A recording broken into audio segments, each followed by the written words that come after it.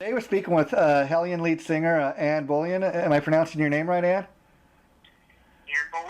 Oh, Boleyn. Okay. I was kind of interested, and of course, like a lot of people, I've heard the name Hellion, and I understand the band started back in 1982, and you recently decided to put the band back together. So I was curious. Do you mind talking a little bit about why you decided to put the band back together? Well, there was a period of time after I in Dayton, which ended about late 2000 or 2009. That I didn't do any singing at all, and I had after Dayton had really wanted to go back and do traditional metal, all a Hellion, Uh and basically I was tremendously affected by the death of Ronnie Dio, and it huh. just didn't really have the I don't want to say the desire. I just didn't desire anymore Oh, okay. Okay. to play for a while.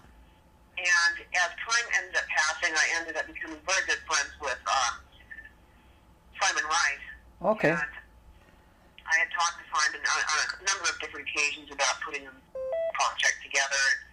And by last year, it was there were a lot of stupid rumors that were going around, like that my voice was blown, or which is absolutely ridiculous because I've never had a vocal problem in my life, Uh to things like that. And it was like what? There's one way to solve all these problems at all, and just get out and record something. And so we started putting together initially a project, and I tried to call the former band members of mine, and unfortunately they were involved in different life obligations like raising families, or they were in a part of the country that was not convenient to do something. It required too much flying in and out. And so we ended up, myself and Simon ended up bringing in some, initially Bjorn England, which he played with in another band. Yeah. And then we were able to find Maxwell Carlisle, who's an amazing young guitar player. And after we got in the studio, we ended up bringing in Scott Warren. Okay. And I'm just so excited about the new recordings and the new band. I'm thrilled. Yeah, I think it's you're smart on a lot of fronts. I mean, Simon himself. He's just a tremendous drummer. I mean, like you mentioned, he he early on in his career played with AC/DC, played with, of course, Ronnie James Dio for many years. And other guys you mentioned. I know he's played with in Dio and the Dio Disciples, and now I was reading too, like you mentioned that Ronnie and I guess his wife Wendy, they helped you early on in your career. I was curious, could you share with us how you first hooked up with Ronnie and Wendy and how they came to help you? Well, I first heard Ronnie actually live when he was performing in Elf when they opened up for Deep Purple. Wow. Sadly, I wasn't paying too much attention. I was paying attention to Deep Purple because I was probably the world's biggest Deep Purple fan ever. Yeah. And it wasn't until the early 80s when I ended up running into Ronnie James Dio at a 5K, 5K race. Okay. Okay. And that's how all that ended up working out. At that point in time, we'd already had a mini LP that had charted in England, and we had charted about the same time as the Holy Diver was going up the charts over there. And he said, yeah, that he'd heard of us, and that he asked me if I would would consider having him as a producer. And I said, of course. Wow. And one thing led to another. Yeah. Well, that's amazing. And again, it's kind of interesting that all these years later, you're putting your band Hellion back together, and you're working with his drummer Simon. And I think it's real smart what you're doing because, again, like I was telling you, well, I've heard the name Hellion. I'm aware of the band's existence. I honestly can't name of too many. I couldn't name any, probably even one Hellion song. But I think you're very smart in that in coming back, that you're releasing this anthology because that's a great way to reintroduce the band to people, especially since you guys have been away for a number of years now. Yeah, exactly. And originally I thought about, well, let's just release one new song as a single out to radio. And then I thought, let's do something and give the people that buy the music a value for their dollar instead of having to pay like sort of $6 or whatever they charge in stores for a single. CD. I said, let's just put all the back catalog, sort of cherry pick some songs that are representative of the band, Yeah. and include one song with that, and sell it at value, price that's a good value for the dollar, which ends up on Amazon now. I think you can get it for around $11 for both CDs, Wow. 2 CD discs. Yeah, and again, you're giving people, a bang for their buck, and they're really, 2 CDs, that, in this day and age, that's something really special. Like I said, it's a great way to, relaunch your career and relaunch a band, and people that aren't too aware of a band, they get a chance to kind of hear what you guys did before. I was curious, are all the past albums, are they still in print, or is that another reason you did this? Well, a lot of them are out of print. Oh, okay. And, when we decided to, go ahead and redo the catalog, we talked to different labels in Europe and the UK, because the band always had tremendous support, especially out of England. Yeah. And they came up with a 5-year deal to release the entire back catalog, and so that was, that's an important part of where we're going now too. We're trying to do 3 releases this year and continue forward, so that people have always got something to look forward to. Yeah, that's cool. And again, I think you're smart in the musicians that you brought in, because you could have relaunched a band and kind of centered the band around you and just got a bunch of no-name people. But you got a guy like Simon Wright. He's got a lengthy career, and then the bass player Bjorn England. He's played with Yngwie Malmsteen, Muley John Roth, and the Dio Disciples, and so he's got quite a lengthy career himself. And then I actually had the pleasure of interviewing your guitar player Maxwell. He's been one of these guitar shredders, I know, on this guitar scene for the last couple of years as a solo artist, and I think this is a great opportunity for him. He told me he's really looking forward touring with this band and that. So how did you come across Maxwell? Well, I started initially going back and talking to the old Hellion guys, because if there was going to be a new Hellion, I didn't want to go forward without talking to them and giving them an opportunity to come back in. And unfortunately, you've got the members that are spread all across the world right now, yeah. and also have different obligations, family obligations, etc. And one of the things that myself and Simon and Scott and everybody wants to do is play live, and we didn't want to go forward with the lineup that wasn't going to be able to play live. Yeah. So started looking for guitar players, and I would literally listen to hundreds of them before coming across Max, and ended up meeting up with him and having a couple days rehearsal with him, and it was amazing. Literally, within 5 minutes of the very first rehearsal, which was myself, Max, Bjorn, and Simon, it sounded like it was a band that had been playing together for 20 years. It was tremendous. So lucky to be able to pick a group of people that gelled just like that right off the bat. I can't say how happy I was. And, the amazing thing in doing research for this interview is, it seems to me, Hellion's been one of those bands that's had a lot of potential, and you had people like Ronnie and Wendy Dio try to help you guys out, and maybe for one reason or another, just never totally broke out. But again, this might be your time, because again, I think part of the reason the band sounds so good, like you're saying, is some of the members like Simon and Scott and Bjorn, they've actually played together as a live band for the last couple of years, and so I'm sure the 3 of them doing this, that kind of comes in handy. Makes them. Absolutely. Yeah. Absolutely. And so on that note, I'd like to ask you, why do you think that Hellion never totally broke out in a big way? Like you said, you had. I tell you, there are a lot of different inner workings that happen anytime that you have a band. Yeah. And the inner workings happen with your management, and it happens with all kinds of things. You deal with a band that's, a good band, and oftentimes you've got different personalities that go on, that conflict and things like that. Now, by the time that we had worked with Ronnie, first of all, you got to understand, Hellion was the first band that I ever sang with. Okay. Previous to that, I was already pretty well known in Los Angeles, especially also on the West Coast, as a keyboard player. Okay. And so when Hellion started out, myself and Ray and a number of different people had some big problems with being in bands and being left in the lurch, so to speak, by singers. So by the early, by like late '81, early '82, I just wanted to play. Yeah. I was to the point where I was sick and tired of spending years of working and putting the ultimate band together to have a lead singer either leave or end up being jealous of myself, trying to get myself thrown out, things like that. So we initially went and everybody sang, and Okay. I'd take turns singing, the guitar player would sing, the bass player would sing, things like this. And it was, a situation, I think, where the guys eventually, the plan was to bring in a male singer. Uh-huh.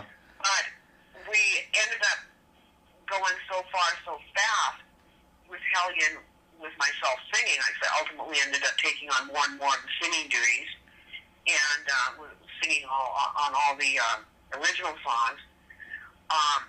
That it was stupid to bring in a lead singer when we were, when we had a record in England that was number 6 on the charts, things like that. So, Yeah.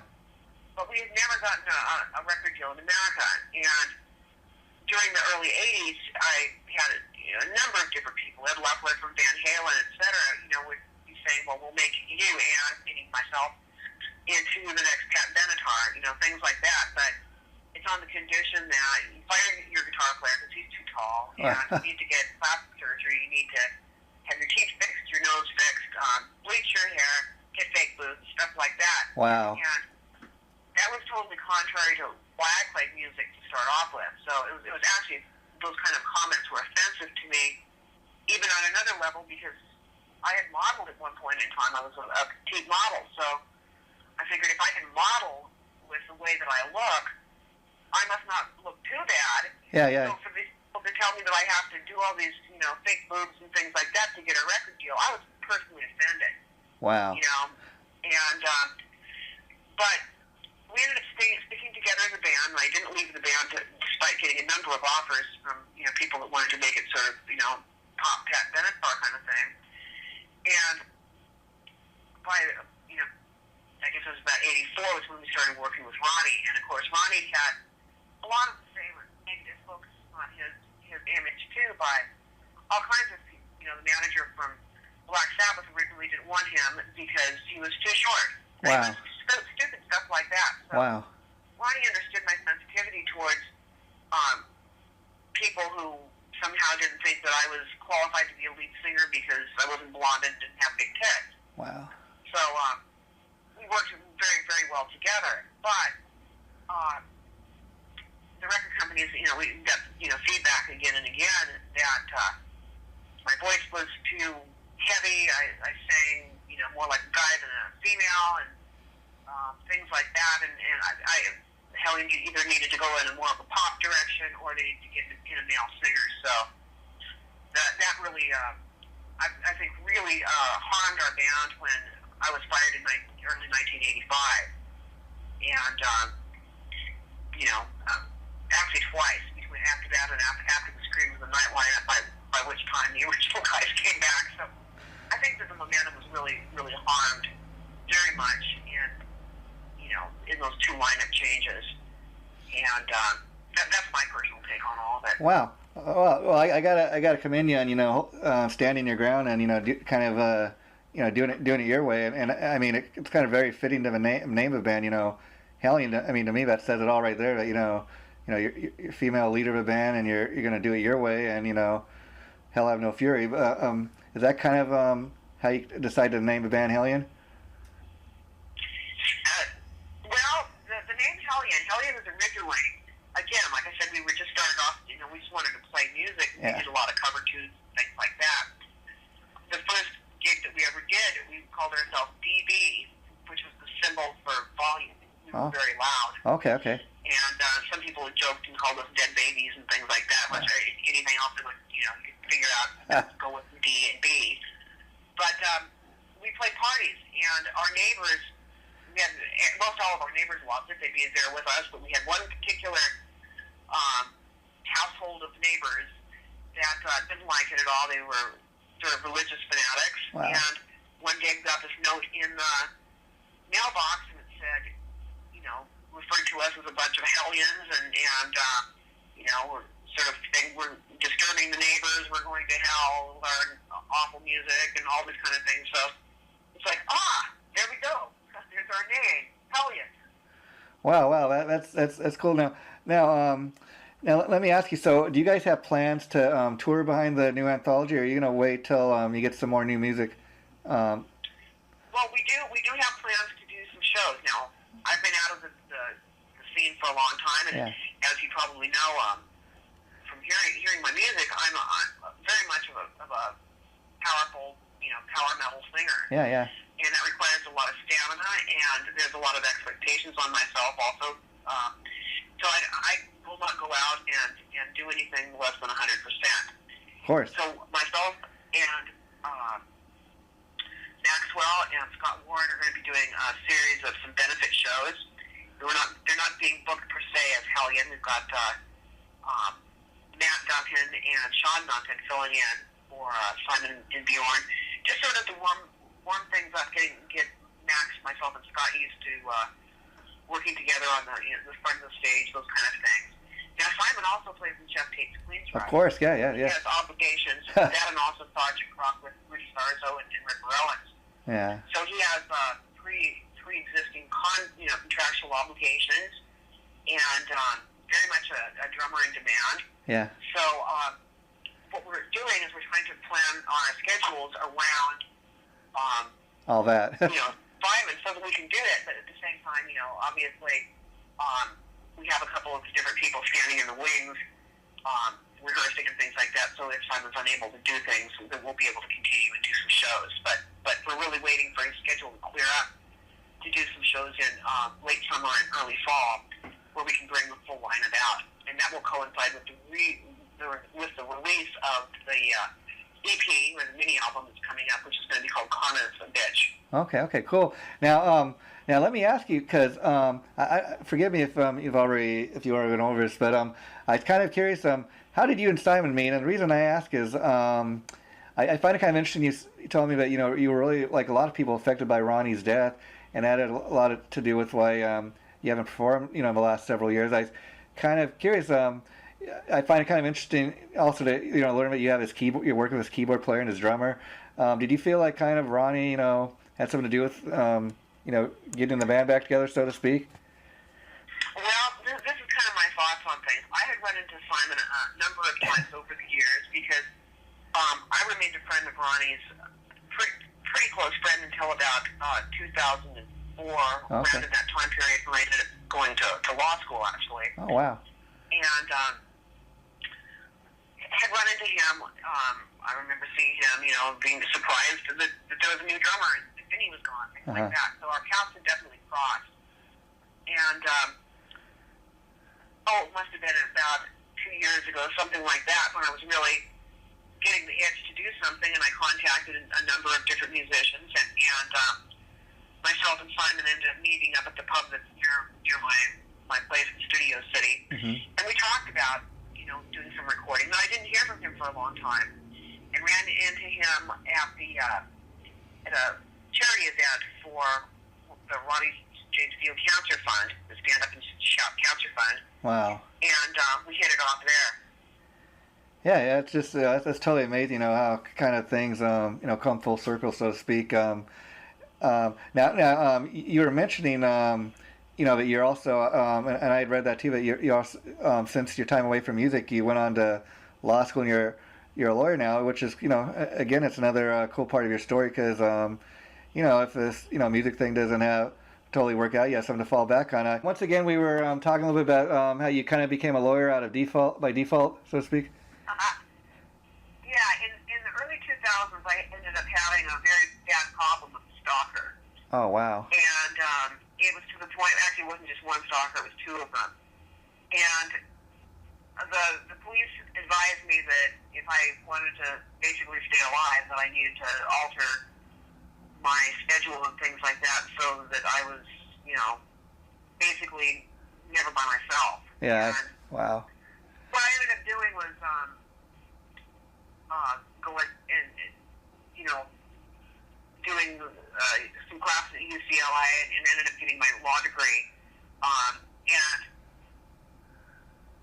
switching up my schedule, it would have been impossible at that time period for me to perform out live with the threats. One of the people that was stalking me ended up serving time in prison after breaking into my place and things like that. He was charged with attempted murder. So wow. It was a very, very serious time period, and I needed to be out of the scene for a while the trial and everything was going on before he went away to prison. Wow, that's sad. That's sad. I'm sorry to hear that. Now, so has that kind of died down since then? Absolutely, I haven't had a problem at all since then. Wow, and it's kind of sad that you'd have to go to that extent to protect yourself. But I was curious, and after receiving your law degree, have you ever had the opportunity to be a lawyer or anything, get hired out for any cases?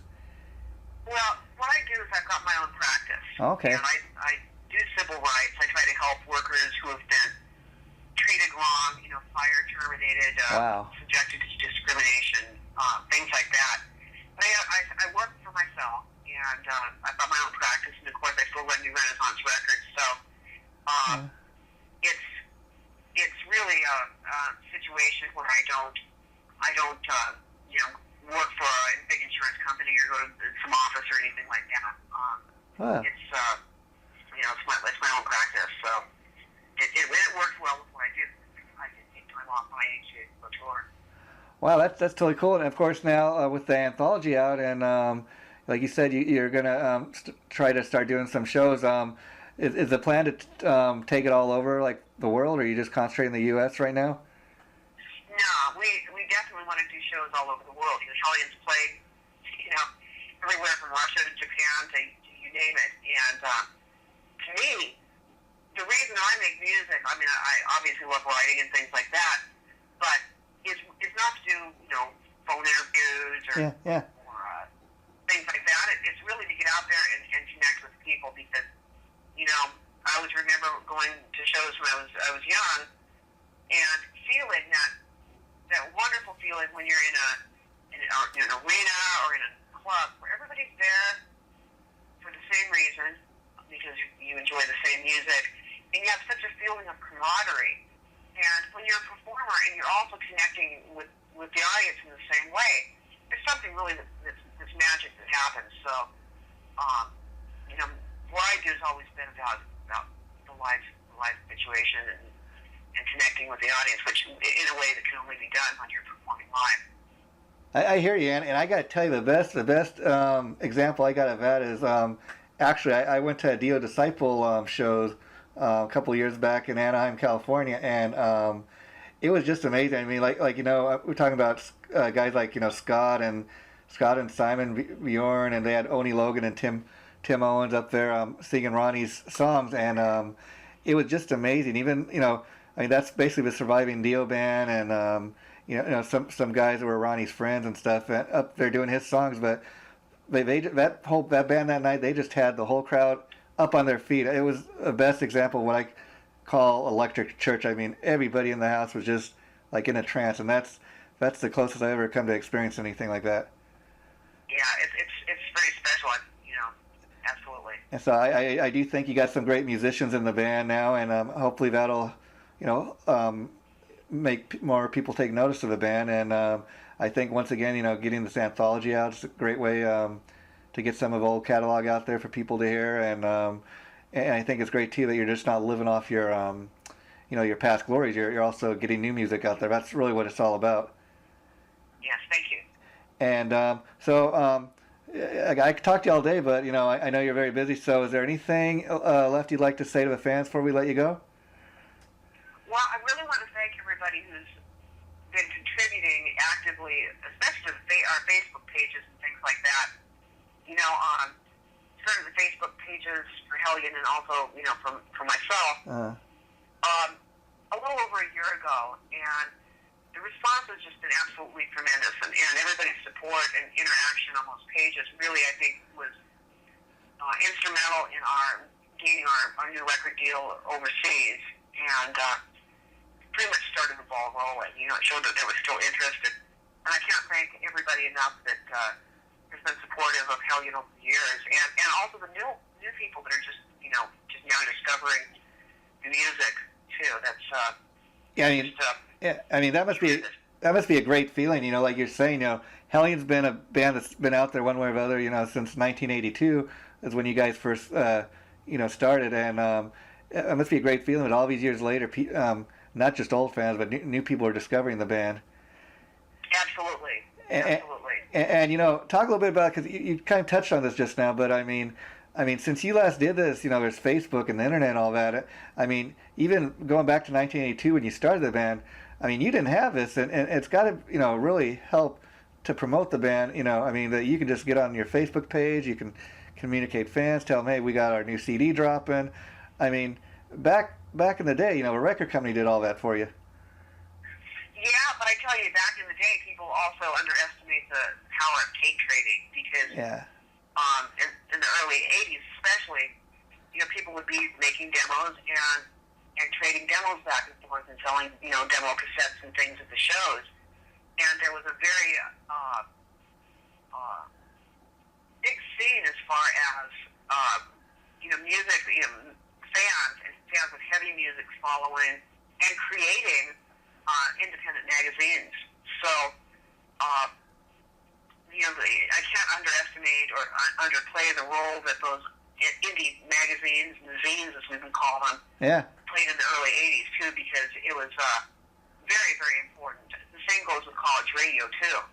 The media that we had back then, with college radio and the zines, be it major, publications, Kerrang! Magazine, and the Operator, and things like that, or the homemade ones that the bands would literally create. It was very, very much a part of the scene. Now, of course, most of that's gone. Yeah. And now we've got, the internet. But ultimately, it's that one-on-one connection that musicians are able to make. It's easier than it was in the early 80s. It just happened in a different way in the early 80s, Yeah, I mean, even like a lot of these online magazines, like you're talking about. I mean, the reason you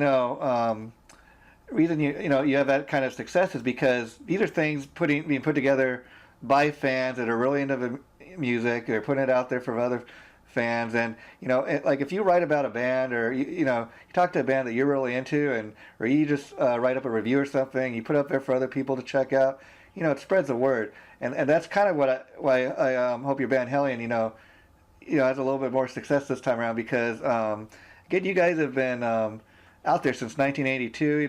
Took a few years off, but you're still doing it. You didn't let it, you didn't let anybody talk you into trying to be the next Pat Benatar. You're doing it your way, and you got to have a lot of respect for people that do that. Well, thank you very much. I appreciate it. Yeah, and I guess the last thing I want to talk about, because you're talking about radio and stuff. I was also reading that in Los Angeles for a while that you were actually a DJ on K-Rock. Is that correct? I was. And did you find that having been a musician, somebody that was in the music industry, that that made you that more willing to play music by bands that weren't as well known? Well, first of all, my introduction into radio came in my small town, which I'm from a small town that's just a little bit north of Portland, Oregon. And there was a college radio station there, and I had a show on. And I always liked radio. I think radio is a tremendous medium. And in those days, you actually had to have an engineering license from the FCC wow. to have a show. And I was able to pass my FCC license and have that little show on the radio station in my hometown, our college station. And when I came to Los Angeles, I had already known musicians from back in the days when I was a keyboard player. And ironically, when I was probably, must have been maybe 14 years old, I'm guessing, maybe even 13, 14 in that area, I was invited to play with a number of different bands, with older guys than myself. one of those bands included this guy named Tommy Boleyn, who ended up, years later doing wonderful things with Deep Purple and Billy Cobham and James Gang and all kinds of things. Oh, wow. That's going back. Yeah. Wow.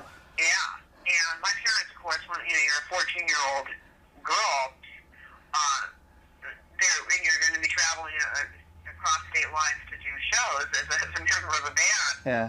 The tour manager ended up calling my parents and said, we need to get your parents' permission to Do this. to go across state. And of course, my parents said, "Are you kidding? A 14-year-old daughter going leaving high school and going on the road with a bunch of Yeah. long-haired musicians." So moving that fast forward to towards the end of my high school, probably 1975, 76, when the Runaways were starting to happen. By this time, Tommy Boleyn is already Passed on. He's gone from being this obscure player to being a member of Deep Purple and out of Deep Purple actually. Yeah. Once I got there. So I ended up having people like that who were already in Los Angeles that were acting as like kind of sort of big brothers for all aspects. I had no idea that Tommy was using heroin or anything like that. Yeah. He was always keeping me away from drugs. Wow. And one of the things that I did was I had a big band that I had used to haul my keyboards around, and with that band, Tommy would always say, "Hey, can you give me a ride to rehearsal, or can you give me a ride here and there?" Tommy wasn't driving at the time, so I took Tommy to an interview at KROQ FM. Actually, it was AM and FM in those days. Wow. Okay. And through there, ended up meeting people at the radio station, and the radio station was having financial problems. I guess a bunch of the checks bounced to the on-air staff. Wow. And I ended up being at the right place at the right time, and it was offered the midnight to 6 shift. And there was no programming, there was no playlist or anything like that at that time. It was before all those those things came into play in radio. And so I was given the ability to play whatever I wanted. Wow, Tommy Boleyn, again, that's going back ways, but I was curious, how shocked were you when you heard that he had passed on? Oh, it was horrible. Yeah. I was playing in a band at the time. I was playing keyboards for a band called Shock in Los Angeles. And Tommy called me up and asked me if I wanted to go to a rehearsal, their last rehearsal before they were going out on the road to play their tour. Uh-huh. And I had rehearsal with my own band that night and decided not to go. I mean, but it's my own rehearsal instead of Tommy's, last rehearsal. And it was early December, if I remember. December night sticks in my head, but it may have been the 5th or 4th or something. It was right early part of December. And I couldn't believe it. And of course the circumstances, there were all kinds of different stories about what actually happened. Yeah, of course, yeah. But it was shocking. I mean, it was just a tremendous surprise. And to find out that he was, the cause of death was overdose of drugs, I was totally floored you, shocked you. Horrified. I mean, it made me. I was never much of a drug user at all. I mean, Yeah. Do my weed smoking and things like that, but never into heroin or any stuff like that. And it really made me even more against drugs. Wow. I was curious, a lot of rock and roll biographies coming out these days, and it sounds like you have a lot of great stories you could tell. Have you ever thought about putting your own life story out there? I have. As a matter of fact, it's interesting because I kept a very, very detailed journal, especially during the early times when I was working with Ronnie. Uh-huh. All kinds of stuff. I mean, down to the way that we were recording, drums and how the equipment was set up and whose gear we borrowed and all that kind of stuff. And how long I was singing and, in a session in a day and things like that. And there's some really just interesting things that I, coming across in my journals, especially, concerning people that at the time of the early 80s, that, nobody was a celebrity. Everybody was just hanging out, trying to help each other. Of course, years later, a lot of the people became very, very famous. Yeah, I mean, there's even bands, here in LA, back in the day with Sunset Strip. There were these bands that kind of almost not quite made it as big, but they're kind of legendary just because they played the Sunset Strip, or they have a little bit of a name recognition, and a lot of them are putting out old music, so it's kind of interesting. Even the bands that didn't totally break out as big as like Rats and the Motley Crues, are kind of they're still trying to just get back out there. It's kind of interesting. Well, again, Ann, I could talk to you all day, but I know you're very busy, so I'm going to let you go. And just let me tell you, if and when the band hits the LA area, it does any shows out here, I'd like to come by and see you guys. So I'm gonna be following what you guys are doing, and anytime you'd like to do this again, please get in touch with me through Chip, because it's been really pleasure talking to you. Thank you so much. And we are based out of Los Angeles, so I'm sure that we will be doing at some point in time a very, very good show out in LA. And again, like I said, anybody listening to this, the band's been going. They started way back in 1982, and they're coming back. And I hope this time around, you guys, things start to go really good for you. Because again, I think you really got a strong band this time around. Thank you very much. Okay, you take care, and we'll be in touch. Thanks for doing this. I can't thank you enough. Thank you. Okay, bye-bye.